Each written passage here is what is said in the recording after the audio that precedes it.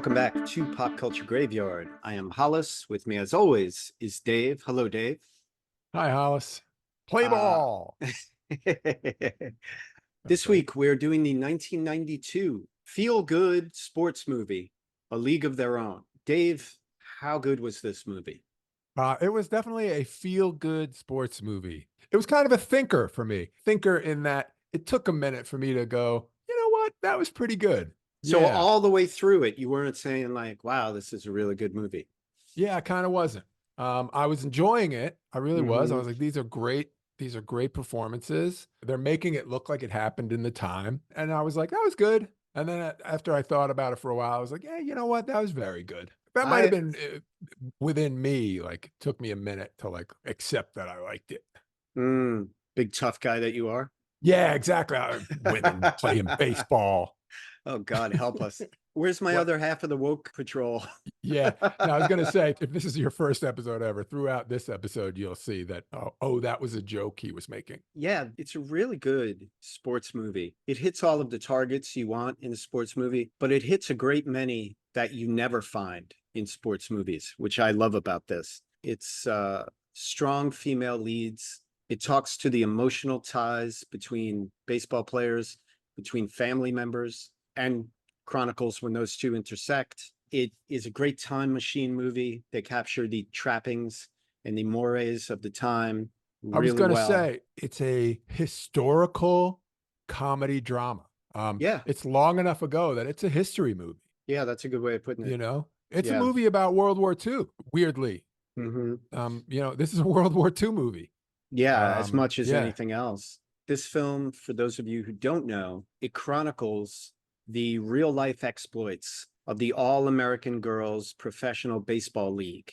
It was formed by a number of powerful men in the Professional Baseball League at the time, including Philip Wrigley, the chewing gum magnate Of Wrigley Field, where the ladies' tryout is held in the film, and the real life tryout, at least one of them was held. The concept dreamt up by him and the other men was to keep a continuation of baseball running for the baseball fans, the rabid baseball fans, while World War II was raging, and took the bulk of the able-bodied men who were playing professional baseball into the military and left all of these rabid fans without a sport to follow.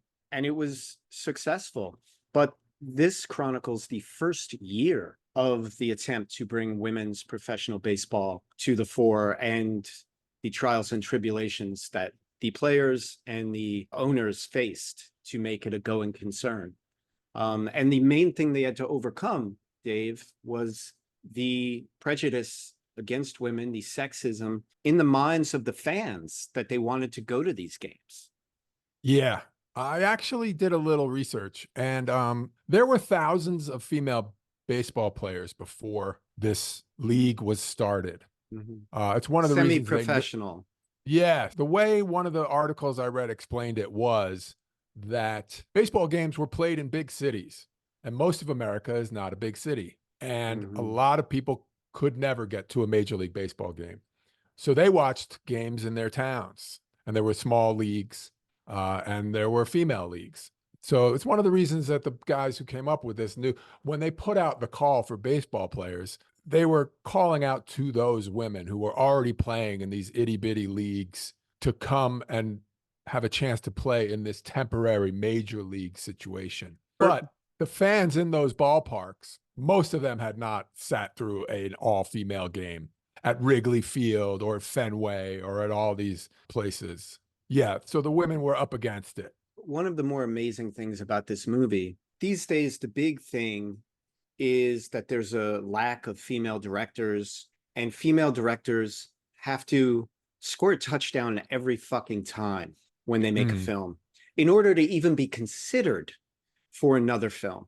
Whereas it seems like men can fail over and over and create all this mediocrity on the screen, and they're insured of getting another film because it's a boys' club. Penny Marshall in the 80s and 90s was making really successful films that made money, that entertained audiences, and that were critically acclaimed. the trifecta. She was the top of the mountain, the top of the iceberg for female Did she directors. did she make Big? She did make Big. That was her Well, there you working with go. Tom That was Hanks just a again. couple of years before that, right? So Yeah. good. I bring that up just to highlight that it took Penny Marshall, a powerful female director, to bring the story of these powerful female figures to the screen. The funny thing is, the film is like 80% women, which good luck ever seeing that again. But aside from that, when you look back at all of the like promotional material for it and all the reviews and all the taglines, Tom Hanks was the name that they were singling out and that they were using. Because I mean, you know, fair play. He's an Oscar winner. He was the biggest movie star maybe by then, but he was there in a supporting role. It feels like a supporting role too. It's Yeah. definitely a supporting role. It is. Also, look at the taglines for this film, Dave. There were two taglines that I could find that were like heavily promoted at the time. One of them, to achieve the incredible, you have to attempt the impossible. Now that sounds like a Prison Break movie starring The Rock. That is so not this movie. Yeah, it really isn't. And I could apply this to a dozen movies that it would fit more than this movie. That have like Tom Cruise holding on to a mountain. It gives credit to the men. It's the men that attempted the impossible. The men put together a women's league. Wow. Yeah. So you're not even complimenting the women. Right. Well, it gets worse. The other tagline for this summer, Tom Hanks and the Rockford Peaches proved that a woman's place is at home, first, second, and third. Oh my at God. home, ... Right. First, second, and third. It still has the phrase, a woman's place is at home. And Tom Hanks and the Rockford Peaches. Like, oh, horrible. Yeah. Not even Jimmy Dugan and the Rock, but just like Tom Hanks. Jesus. I should have taken some time to write. It seems like you and I could write a better one. Oh my God. Yeah. Right? Maybe during the episode we'll hit on it. And then we can be on the next Blu-ray release. They can put our tagline on it. Yeah, that is rough. And also that tagline is too long, too many elements, too much of a trick. Yeah. I mean, do something that's woman-centric. Like they called them girls. They proved they were women. Like give us something that's like, I don't know. But anyway, as I mentioned, this film was directed by Penny Marshall. She directed Awakenings, which is a great film. Robert De Niro. Yeah. Big, Awakenings, A League of Their Own, Renaissance Man, The Preacher's Wife. So she didn't make a ton of films. She would make them every 2 years, but she did Big and Awakenings in 88 and in 90. That's how you get the power to do A League of Their Own. Apparently she caught a short documentary on PBS and said that should be a movie. Oh, that's great. Good for her. Yeah, it is. And that makes the whole, I'm so glad it's tied in a female bow. Like I would hate to be like, oh, that was really special and important. And and some guy made it. Like that kind of takes away from it. But yeah. And I gotta say, every time a man comes into this movie and you're like, here it comes. When you said feel good baseball movie, I was like, it really is feel good. Like I'm sure it was more contentious than that, but that's not the movie we're making. No. I'm sure it was more prejudice than that, but that's not the movie we're making. I'm sure it was more devastating than that, but that's not the movie we're making, because several very serious problems are just sort of either instantly solved or glossed over. Yeah. Which is fine. Well, you know what? Let's get one problem out of the way. One of the great things they did was they shined a light on the racism of the times. They showed the Black woman throwing the ball with gusto and pointing out not only the racism of the time, but that the league wouldn't have been nearly so white if it were a true meritocracy. It would be at least half Black.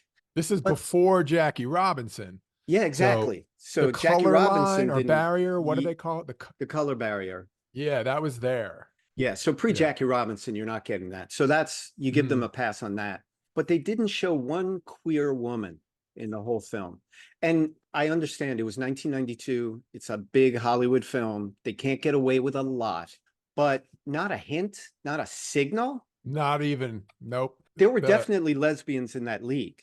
There were, and they made that known. And there's a scene that hints at it. Not at the lesbianism, but there's a scene that hints at what the owners were so careful about. And that's when they introduce the uniform. That's what I was going to say. They introduced a uniform, which is very girly, quote unquote, basically a short skirt over shorts. And she's in full makeup, which they have to wear. And they're told that they will have to take charm school lessons. And there's no men, there's no fraternizing with men. But in the real league, they were not allowed to fraternize with the other teams either. And they said it was because they wanted to build up the spirit of competition. But in actuality, they didn't want any lesbian relationships happening between teams. Yeah. Just one last thing on that. I looked it up, and there were a couple of players who were sent home for having quote unquote butch haircuts. And women were not allowed to dress in pants or have. They had to have hair. I looked up the rules. They had to have hair below the jawline. Right. And they had to wear lipstick at all times. And these are all efforts to hide the number of quote unquote butch players. Right. And also, you know, there was a scene where when I watched it for the first time, I really thought I was going to get that, or at least leave it ambiguous. And that was, of course, Rosie O'Donnell's character, Doris, when she's on the bus and she's talking about her boyfriend who treats her badly. And I really thought, I know Rosie O'Donnell herself was in the closet still in 1992 and wouldn't come out until 10 years later. But it really seemed like her character was headed towards embracing her true lesbian self, or at least signaling she didn't need or want a man. And I think that would have been nice, just as a blanket kind of fog to put over maybe some of these ladies are queer. It's a shame. The movie could have used just a couple of nods, or one big nod, or a couple of little nods. Like, we're not going to give it to you because we're making a PG film, and blah, blah. And I understand at the time and yada yada, but none, zero. Yeah. So Penny Marshall directed. It was written by Lowell Gans and Babalu Mandel. And Babalu and Lowell went to Queens College, as I did, Dave. Oh, many years before me. But they come from Happy Days and Laverne and Shirley, which is how they know Penny Marshall. And they worked on Splash and Spies Like Us. They wrote City Slickers. So they have great careers. Do you know who Dottie was based on? I did, yes. Yeah, and it was Dottie something, but a different last name. Right. And though the Rockford Peaches did have a catcher named Dottie Green to be exact, who most inspired Gina Davis's Dottie was the Rockford Peaches superstar, Dottie Kamenshek, also known as Cammy. And she was a Rockford Peach player who she played first base. She wasn't a catcher. She wasn't a first baseman. She wasn't a first baseman. She didn't have a husband. She didn't have a sister. That was all created. And she played for 10 years. She didn't. That was the main thing that stuck with me. Like, they went with this. She dipped her toe into women's baseball. She was an all-star 7 years or something. You know, there was a player, a pitcher that I found that played professional softball, and she was recruited, but she turned them down because she didn't want to leave the farm or whatever. And she was said to be the best female pitcher ever to play the game. So I think there's a little of that they took from that, like what might have been. Oh, if only she had played. So I think they added that. Which is the right way to do it. Yeah. And that's why it watches like Splash or like Big. It watches like a fake story. No matter how good the real story is, when it's time to make the movie, it's better to move some things around and stuff, because you have this goal and there are certain ways of getting these things accomplished. When the movie was getting started and I was like, oh, this woman is a pitcher, and oh, this woman is a catcher, and they're contentious.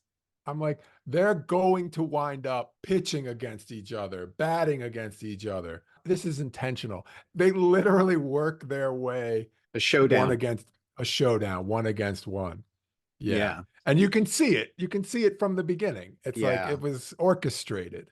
Before we get into anyone else, let's just Yeah. talk about those two characters. Dottie Hinson, played by Gina Davis, and she's this amazing star. She's naturally gifted.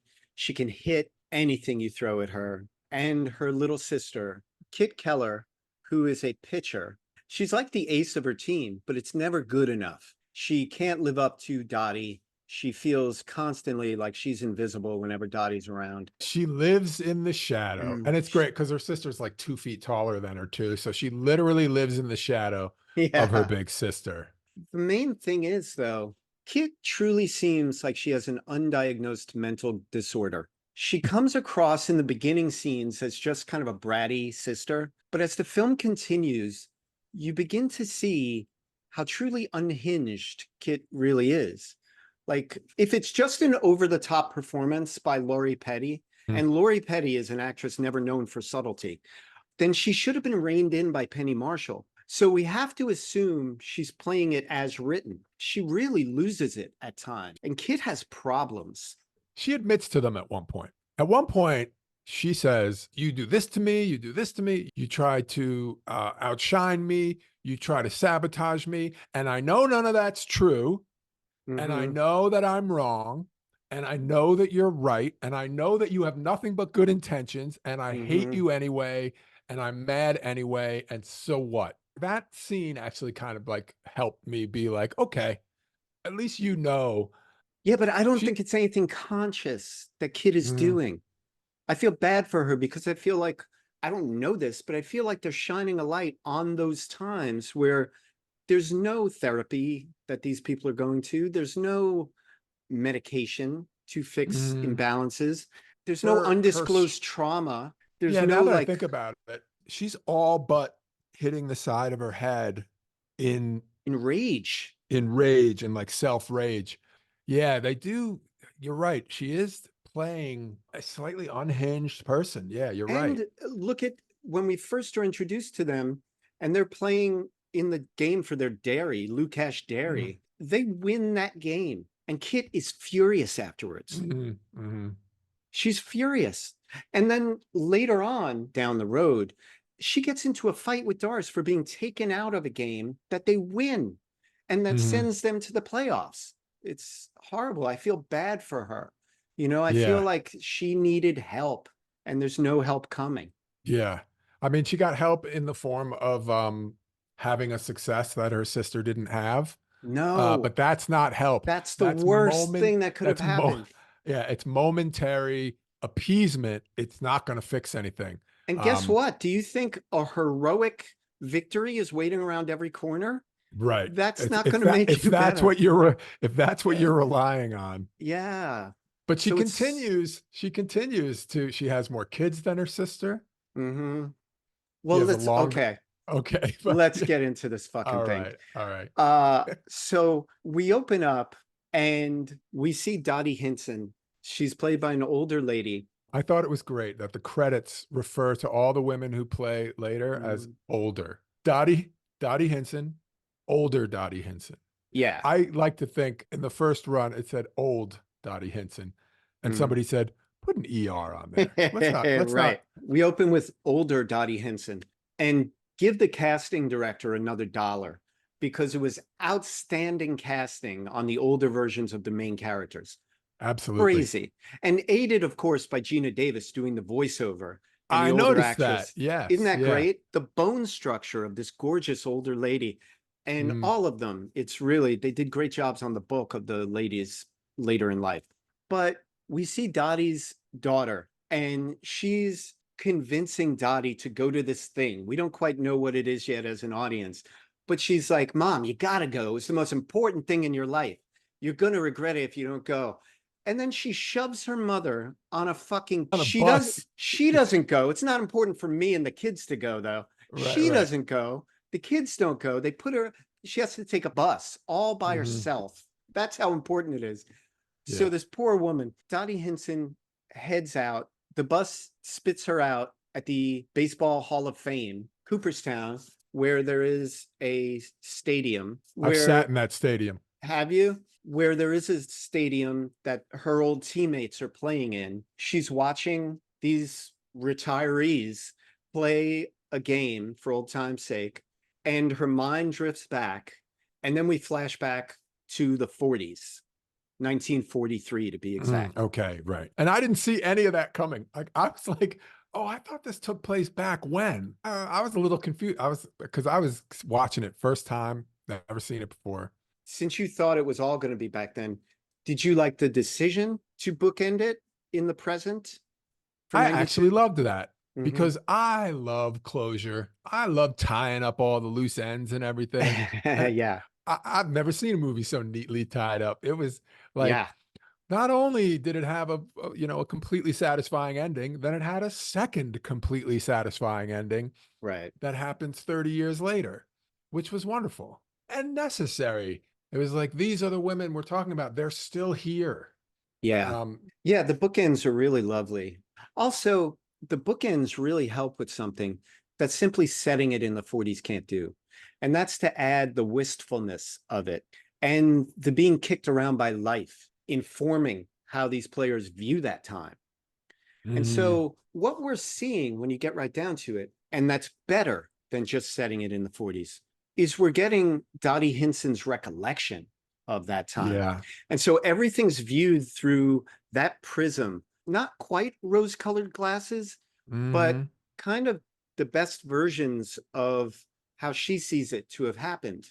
That kind of helps make my feeling that it's sort of overly feel good. That sort of helps that because, she's when they show her looking around the field, she's not nervous, she's not upset. It's washing over her how great it was. The Dottie Hinson character is a really interesting character because she has the natural athleticism that you can't teach. She's a born athlete. She also has start quality you can't teach in athletes, where they also look like movie stars. She reminded me of I saw a picture once of Katharine Hepburn on a skateboard. Oh, yeah, that's a great And I pick. was like, that's Dottie. You know the picture, right? Yeah. I was like, that's Dottie Hinson. Dottie Hinson is Katharine Hepburn on a skateboard because she's gorgeous and Mhm. she's Yeah. tall. She's sculpted and Yeah, no, she's perfect. yeah. I bet a lot of young female farmers were either great athletes or capable of being great athletes. Yeah, growing up working the land, Yeah, you exactly. you build up those muscles and the stamina. But Hmm. what is unique about Dottie's character is, as I said, she has not just the all-star quality, but she has the charisma. But that is coupled with a work ethic that is at best Meh. sluggish. Say?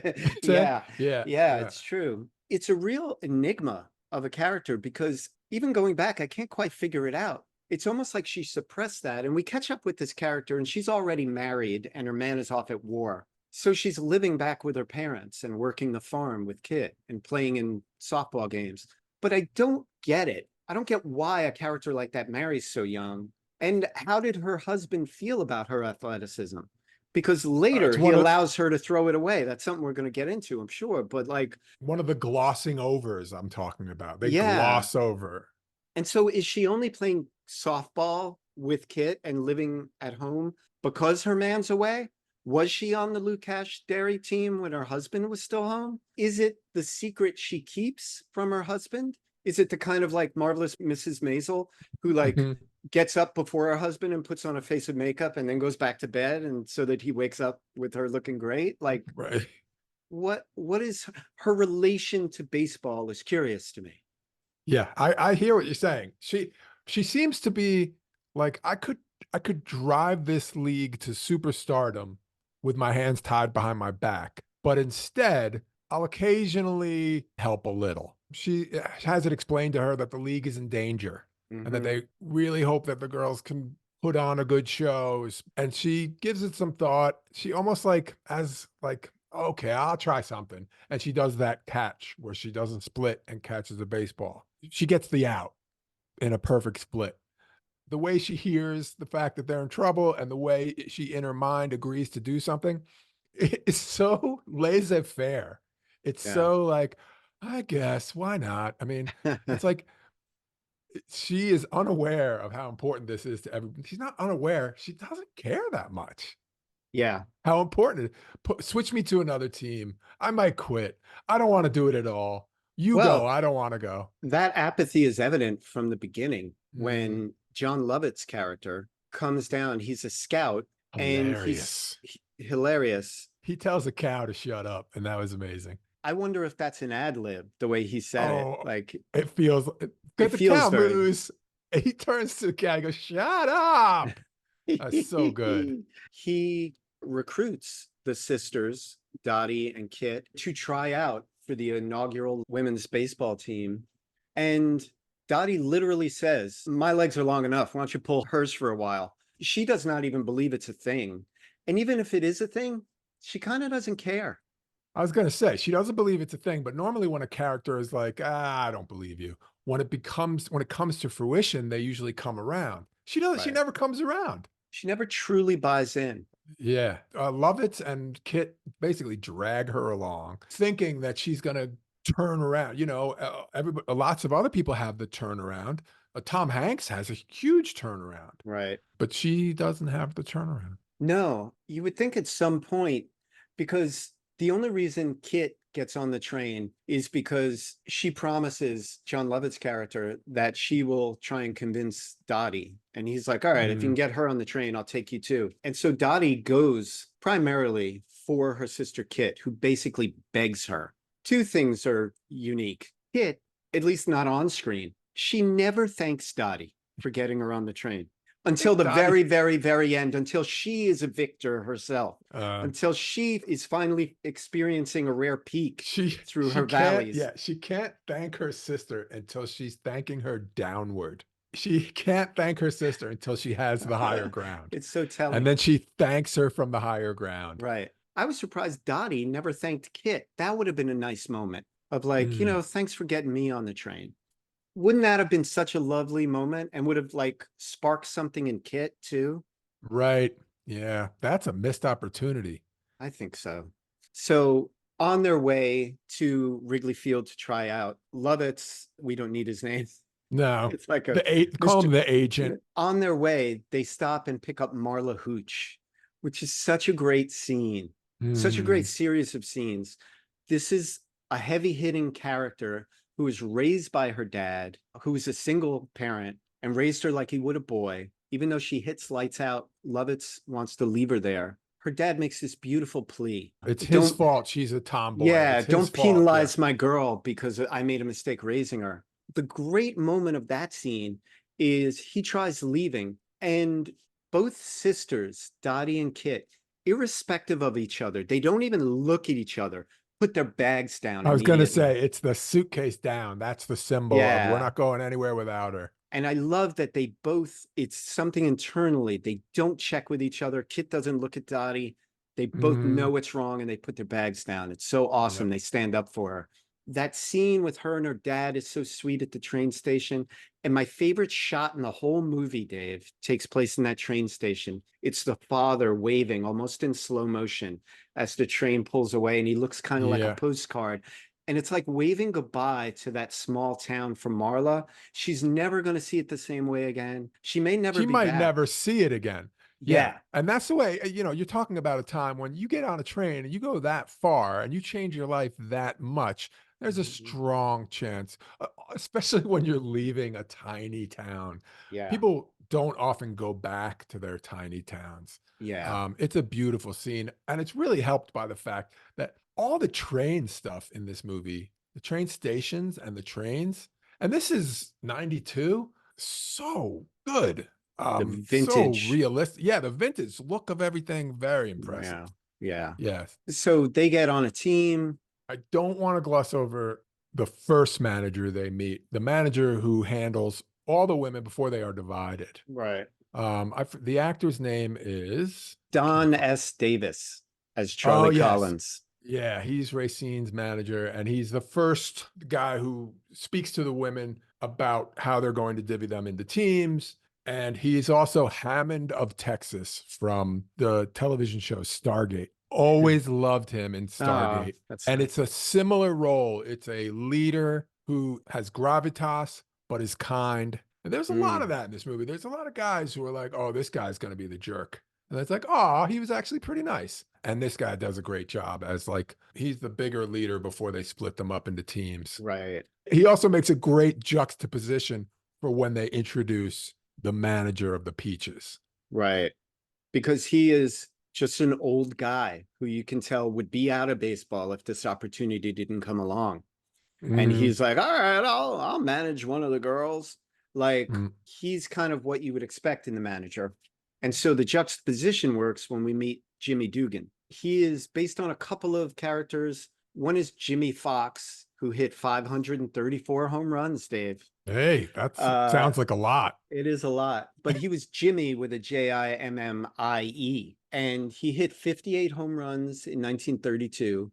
Jimmy Dugan supposedly hit 58 home runs in 1936. Jimmy drank, retired early, and managed in the AAGPBL in 1952. He only did 1 year, but all the girls loved him. He respected them as players. He was a sweet guy by all accounts. And he's also based on Hack Wilson, who died broke of alcoholism at the age of 48. He hit 56 home runs in 1930 and 191 RBIs. Trust me, that's a lot. Okay. And he was coached by Rogers Hornsby, who Jimmy Dugan later says cursed at him when his parents came to see him play the game. Oh, okay. Yes, I remember that. Both these guys are in the Hall of Fame. So he's based on real characters, but he's sort of an amalgam of some of the worst parts of all. His career ended early when he fell out of a hotel room window drunk. He like injured his leg. You see him limping around. Mr. Harvey is giving him like his fifth second chance. Right, right. Because he used to play for Mr. Harvey and played well for him. And he is one of many people in that year and that age who scoffed at the notion of women being baseball players. And so he provides us with the great arc in this movie on the male side of the ledger. Almost bizarrely so. His arc is more of an arc is round. His is almost an angle. He just is suddenly on board. And it's due in no small part, mostly to Dottie. Mm-hmm. He can see through her performance on the field. It is undeniable. Her skills are so undeniable that he realizes that women can play baseball. It's a great moment when Tom Hanks offers Dottie some chewing tobacco and he goes, a lot of ball players use it. And then later we see her like chewing and she spits and he's like, that sounded good or whatever. That sounded right. Yeah. He's like, I didn't see it, but it sounded like you got it right. Yeah. So yeah, I love his journey. His realization is major. Jimmy Dugan is a guy who he has strong opinions about what a ball player is. And his list probably includes obviously things like strength and toughness and things like that. But I think he would also say it's nuanced. Either you're a ball player or you're not. And women aren't. That's what he would say before this job that he picked up. He doesn't just see the strength in Dottie. He doesn't just see the skills in Dottie. He never says this, but he says he knows she's got that thing. He can see that she's a ball player. He is literally having the realization that gender doesn't affect the ability to be a baseball player. Yeah. Yeah. I mean, it's incredibly woke. He realizes that, oh, people can be ball players. That's his realization. It's wonderful too, because he's a broken character who can no longer do the things he used to do. We see him taking batting practice at one point. We get the impression he's a shadow of his former self. Mm-hmm. He's even talking like, oh, I'm hitting like a girl now. And to have that character who's so broken on one hand and has his skills diminished, he can't do what Dottie does right now. To see it again, to hear the crack of the bat and remember, hey, that was the crack of the bat that I used to get. Mm-hmm. To see it sail over the wall, to kind of see just how hard they play, the broken bones and the bruises that they get. It's wonderful. But also the attitude, he literally says to Ira Lowenstein's character, the guy who kind of was shepherding this league, girls are what you sleep with after the game. Yeah, he says it. Yeah, which is what that guy would say. Yeah. Girls are part of baseball. They're the trophies that we get after. Like, that's what he would have said. I like that that's in there. It wouldn't ring true otherwise. Jimmy has so many great lines when he's signing an autograph, avoid the clap, Jimmy Dugan. You know, he's got good advice. It's good. Yeah. He's got so many great comedic moments that it would have been unfair of the writers and of the director to not cut that with the negative side of him. They gave us a man in full, and I really like that because then the arc actually means something. And they do it in other ways. You know, the way he shows up completely hungover, still drunk. He is a truly broken man. And Hanks is killing it. He's Keeping killing it light. it. Yeah, yeah. His "There's no crying in baseball" monologue, you know, it's become the most, I would say, iconic scene from this film, which in some ways is sad and in some ways is just not surprising at all. Refund. Yeah. Yeah. It's a comedic highlight in his career. Yeah. That scene isn't even the best one. No, it's the reverse of that scene. It's the reverse of that. And it's the perfect setup because the scene we're talking about, he's screaming at this character, Evelyn, who didn't hit the cutoff man and cost them a couple of runs. And now it was a tied game. And he screams at her so vehemently, as the umpire says, that she cries. And he's chastised by the umpire, and then he gets tossed out of the game. And later, the World Series game, Game 7, she makes the same mistake. He calls her on the carpet, and he at first is fighting.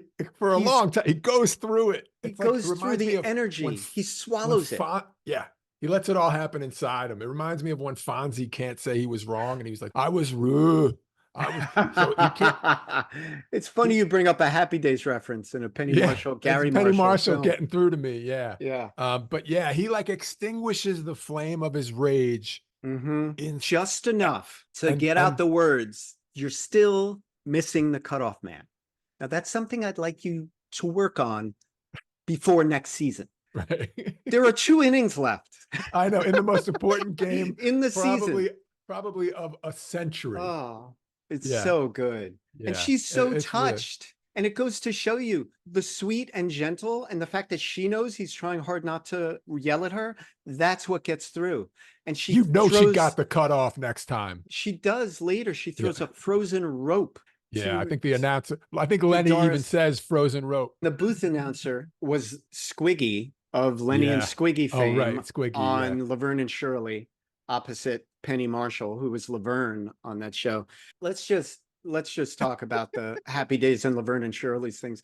Gary Marshall, who plays Mr. Harvey, created Happy Days and Laverne and Shirley and Mork and Mindy. He's a TV legend. He's Mr. Harvey, folks, in this, and he's Mr. Wrigley. He's basically the character based on Wrigley. Yeah. And he's Penny Marshall's brother. Tracy Reiner is also in the film, Betty Spaghetti. And at the Suds Bucket, the big dance sequence, Madonna is dancing with Eddie Mecca, who played the big ragu, who was dating. I knew it was Carmine. It was Carmine Ragusa, the big ragu. Carmine Ragusa. In Laverne and Shirley, it was Shirley's boyfriend on the show. And he's like, I'd go from rags to riches. Yeah, that was the song he would sing. So very incestuous, but no one who is cast doesn't hit it out of the park. Absolutely. Perfectly cast. Yeah. I was so happy for Squiggy because Lenny got so much. Well, Squiggy battled illness for years. I don't want to get into it, but he lost David Lander. He lost a lot of years to illness. So I think he just kind of lost momentum. So this whole league exists basically because the men are all overseas fighting. There is a scene that's way over the top, but kind of believable, where a telegram guy comes from Western Union with an obvious telegram telling someone their husband is dead in the war. He makes a big show of announcing himself. And then he's like, the least they could do is like show up in person to tell you your husband died. Then he's like, I don't see a name here. Like it was really written to enrage the audience and put everyone on edge. Tom Hanks takes the telegram, throws the guy out, and we find out that Betty Spaghetti's husband dies.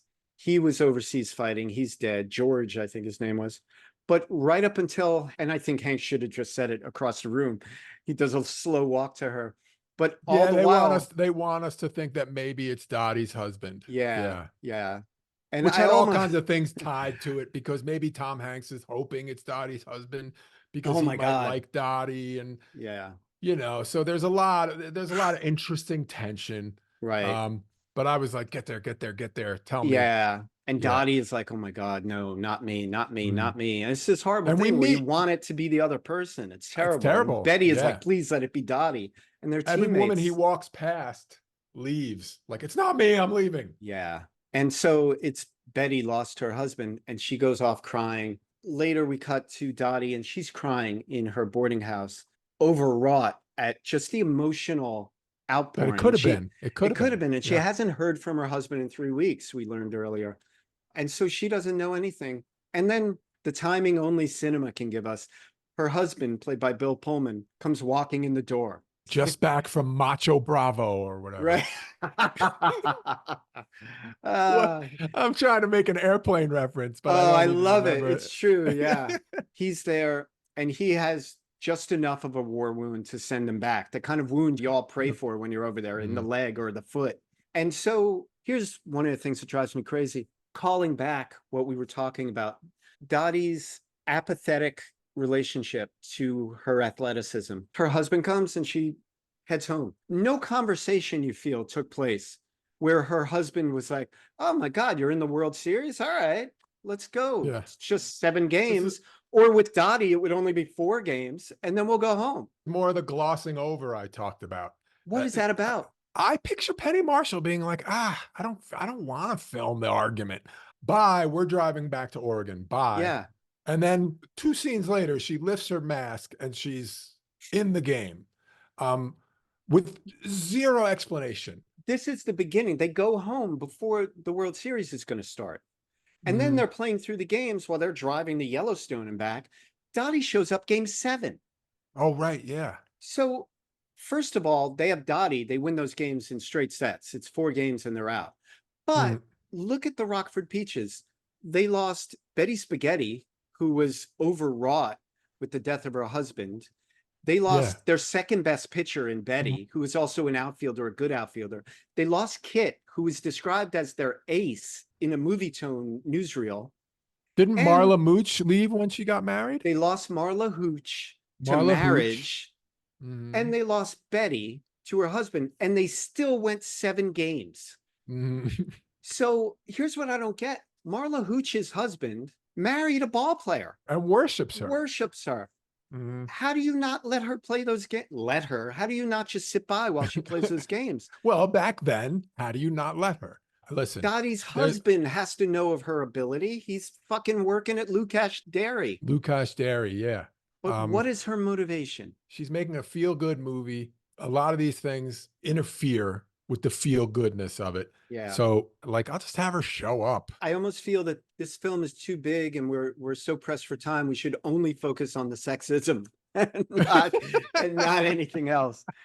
But yeah, I mean, that drives me crazy. You know what else I thought was really wonderful that showcases kind of the same sexist bullshit that happens today? Jimmy is half drunk, half hungover, basically sleeping in the dugout. He's scratching himself. And Dottie is giving all the signals.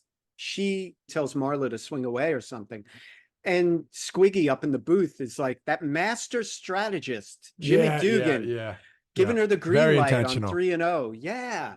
The movie is peppered with those moments. And I really love that. The women get it done, the men get the credit. Yeah, there's plenty of nods to that, and that's very true stuff. It kind of also points out there was a beautiful sort of evolution of Jimmy that was sort of basically crawling from the dugout. Like the deeper in the dugout he is, in the beginning, he's deep in the dugout, and then he keeps coming further and further out of the dugout until he's out on, until he's 100% on board. He's screaming at the top of the dugout. Yeah. How about that beautiful overcoming of alcoholism? He was a drunk with a flask, and Dottie took the flask and handed him a Coke, and he was sober.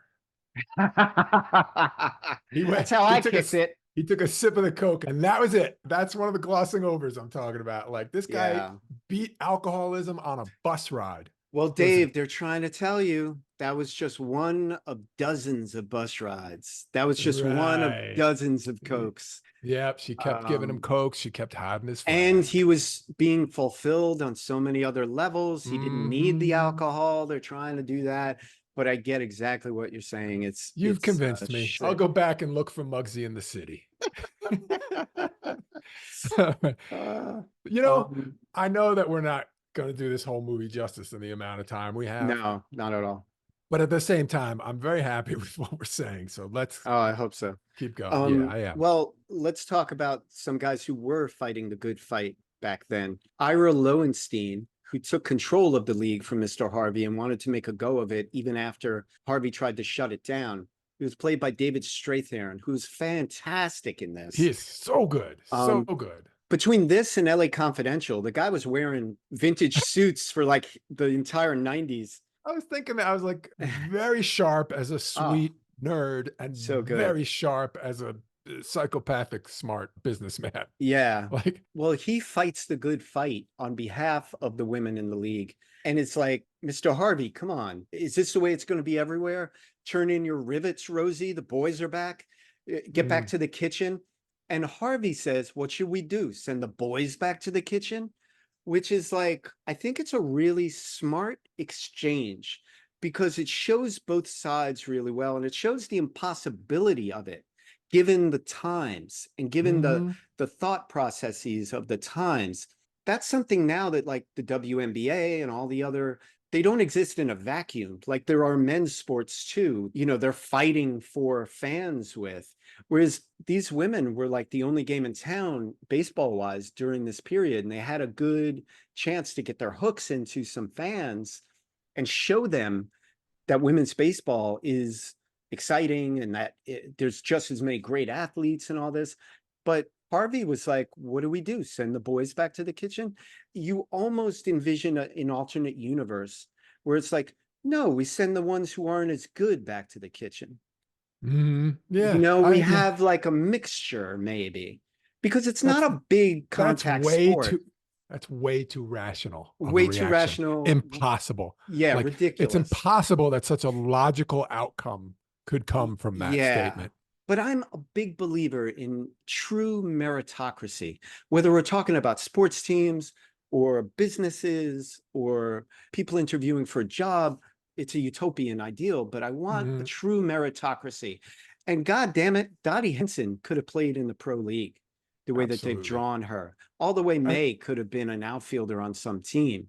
You know, as long as you're not a catcher and don't have to hold on to the ball as someone 200 pounds more than you is freight coming in training the home plate, towards you. yeah, you'll probably be all right. I mean, we got fat ball players and skinny ball players already. I want to bring up, it's not entirely skill that you're talking about when you're talking about meritocracy. My friend who is in film production, he talked about some of the older guys would say to him, is he said, you don't have to be the best lighting guy. You don't have to be the best at what you do.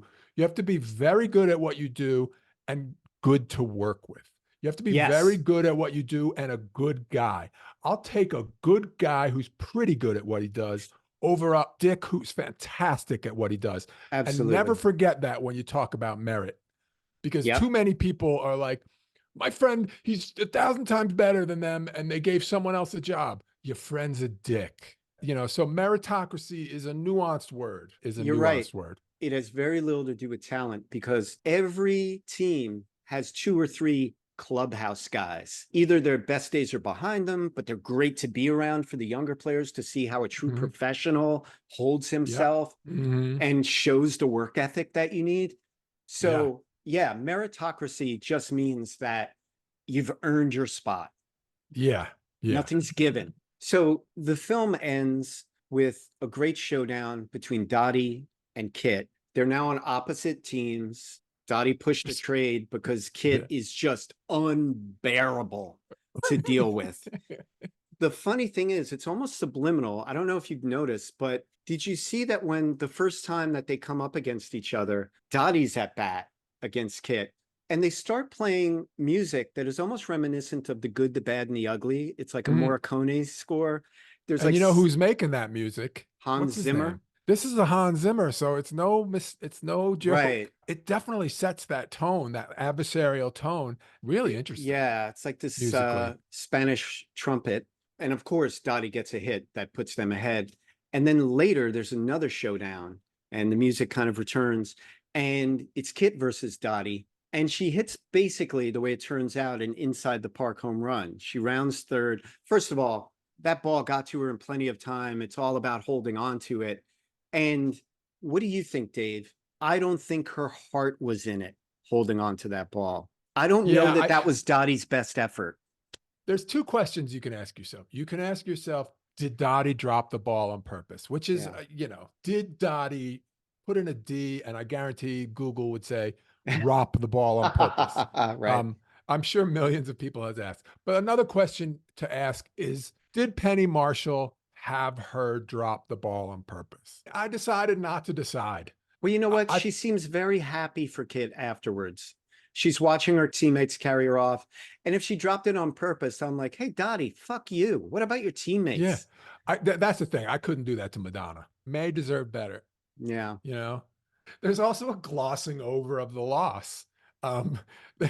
There's very little lament in the Peaches. It's like, oh, we lost. Hey, that was fun.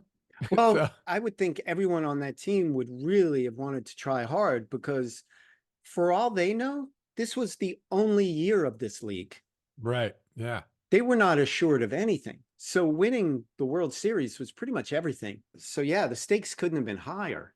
You got to figure maybe half of them had husbands who were like, you finish this game and you come home.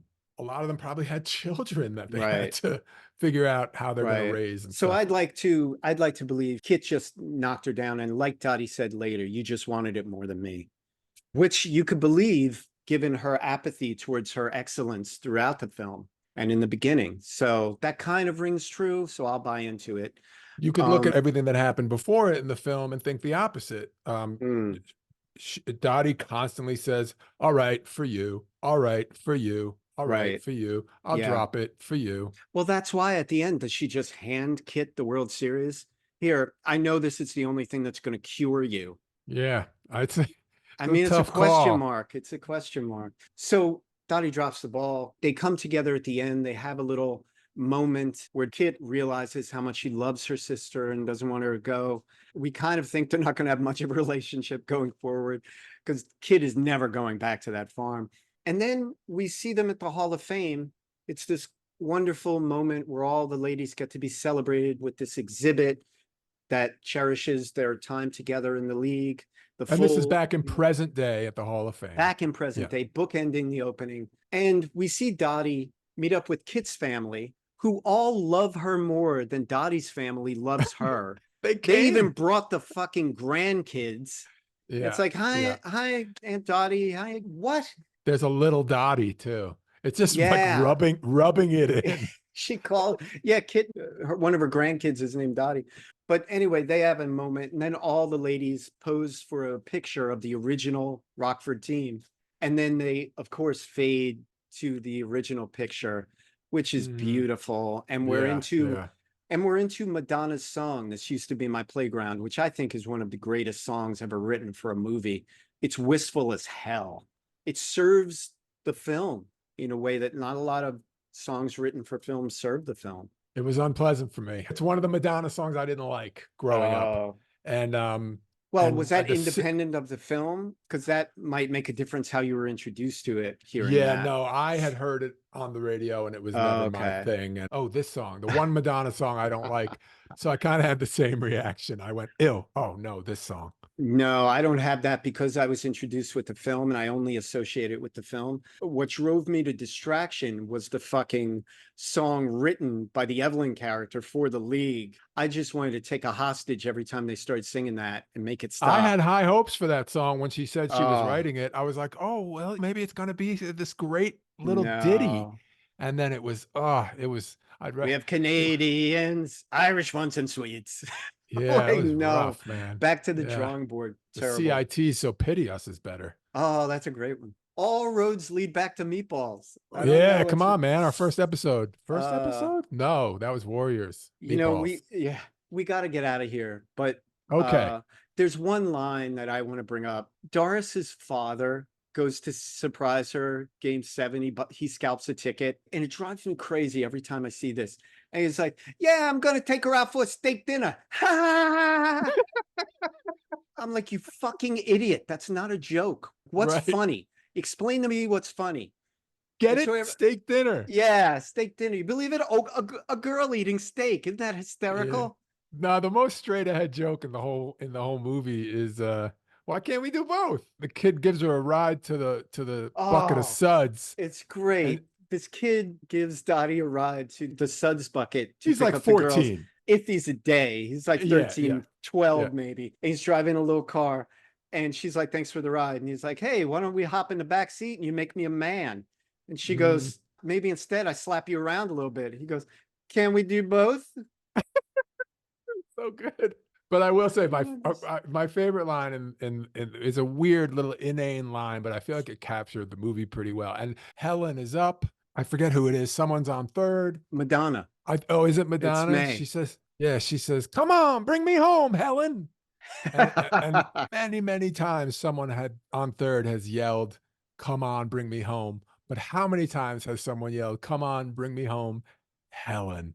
I'll I take was like, things you don't that's usually hear in baseball for 800, for Alex. 1,000, Alex. Yeah. Mm, yeah. Well, I feel like we didn't even get to half of the movie, but that's just a tribute to how much is in this film. And how much we had to say. You know what? Yeah. Hey, audience, get used to this. There's a lot to cover. Enjoy what we do cover and keep your mouth shut about what we don't. Anyone who wants to fight Dave, he'll be in the Yeah. schoolyard at 3. I'm channeling Rosie O'Donnell. Yeah. By the way, let's just say every single person on that team, the actress nailed their character. Oh, yeah. It was phenomenal. I It was think phenomenal. if you want to see a good baseball movie of the men's baseball, you see Bull Durham or you see Major League. If you want to see a great Negro League players story, see the Bingo Long Traveling All Stars and Motor Kings, a 70s movie that was a lot of fun and very respectful. This is the quintessential film about women in Absolutely. sports. And folks, it's PG and you can show it to your kids and it literally counts as a history credit. Bring the kiddies, why don't you? Bring the kiddies. Yeah. Bring the kiddies, bring the wife. Guaranteed you'll have the time of your life.